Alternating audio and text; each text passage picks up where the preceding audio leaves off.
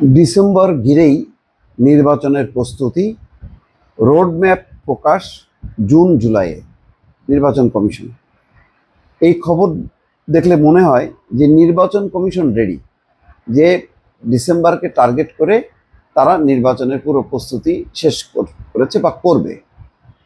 নির্বাচন কমিশনের নির্বাচন করার রোডম্যাপ আছে, সরকারের নির্বাচন করার যে রোডম্যাপ সেটি নেই।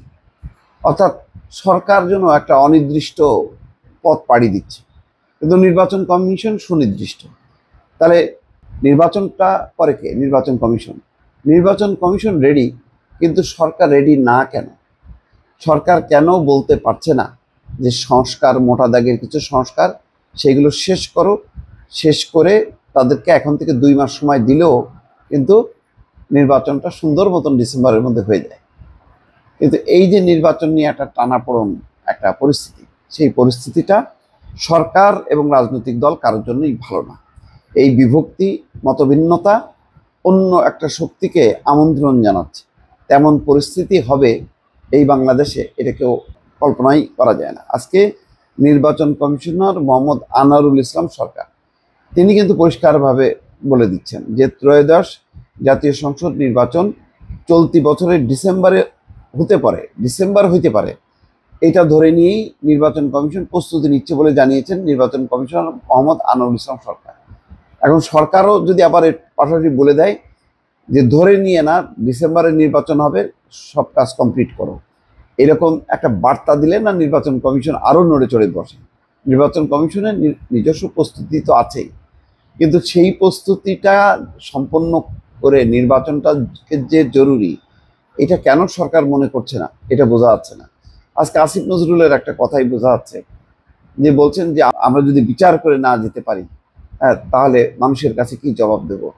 এটা সাধারণত একটা নির্বাচিত সরকার বলে এই ধরনের কথা, যে আমরা এই প্রকল্পের কাজটা শেষ করব, এটা না করতে পারলে আমরা জনগণের কাছে কি জবাব দেবো। আসলে একটা বড় কোনো প্রজেক্ট যদি খেয়াল করেন, সেটাও কিন্তু শেষ হয় না, এটা ধারাবাহিকতা। ধরেন এই যে পদ্মা সেতুর কিছু কাজ বাকি ছিল, পদ্মার পরে তো পদ্মা এবং রেল দুটোই তো হয়েছে। তো রেল কি চালু হয়েছে আওয়ামী লীগের সময়? না, হয়নি। রেলটা হলো অন্তর্বর্তী সরকারের সময় চালু হয়েছে। তো সব কিছুই নির্মাণ কাজ যেমন একটা চলমান প্রক্রিয়া, তেমনি বিচার সংস্কার যে কোনো রাষ্ট্রের এটা হচ্ছে চলমান প্রক্রিয়া। আর এখন সহজটাই এই কারণে যে এখন যারা ক্ষমতায় আছে এবং এখন যারা ক্ষমতার বাইরে, তারা কিন্তু একই শক্তি। ফলে এই বিচারের বিরোধিতা যেমন করে না, বিএনপি বা জামাত বলেনি যে না বিচার করা যাবে না, সংস্কার করা যাবে না, তো তেমনি বর্তমান সরকারও বিচার এবং সংস্কার করবে না তেমনটা না। তাহলে বিরোধিতা কেন? কেন সরকার রেডি হইতে পারতেছে না? কেন লম্বা সময় ধরে এইভাবে মানে ম্যান্ডেট ছাড়া, ভোট ছাড়া চলতে চায় সরকার? এতে কি লাভ হবে এটা কিন্তু পরিষ্কার না। ফলে একটা ধূম্রজাল একটা তৈরি হচ্ছে। আগারগাঁওয়ে আজকে নির্বাচন কমিশনার পরিষ্কারভাবে বলে দিছে যে আগামী সংসদ নির্বাচন নিয়ে বর্তমান অন্তর্বর্তী সরকার ঘোষিত টাইমলাইন ধরেই প্রস্তুতি নিচ্ছে নির্বাচন কমিশন, সেটা হচ্ছে ডিসেম্বর। আর আগামী জুন জুলাই মাসের মধ্যে এই সংক্রান্ত রোডম্যাপ প্রকাশ করা হবে, অর্থাৎ আর মার্চ এপ্রিলে মে জুন, তার মানে আর 1 মাস পরে জুন জুলাইয়ের নির্বাচনী রোডম্যাপ তৈরি হবে। নির্বাচন কমিশন প্রস্তুত, কিন্তু সংস্কার কমিশনের তারা কেন প্রস্তুত না?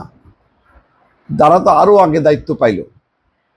এখন তারা যদি মানে বিভিন্ন বিষয়ে ঢাউস ঢাউস সংস্কার করলো এবং সবগুলো যদি বললো যে না এটা ইমপ্লিমেন্ট কারা করবে? রাজনৈতিক দল। তো রাজনৈতিক দল তো নির্বাচনের মধ্য দিয়ে ম্যান্ডেট নিয়ে সেটা ইমপ্লিমেন্ট করবে।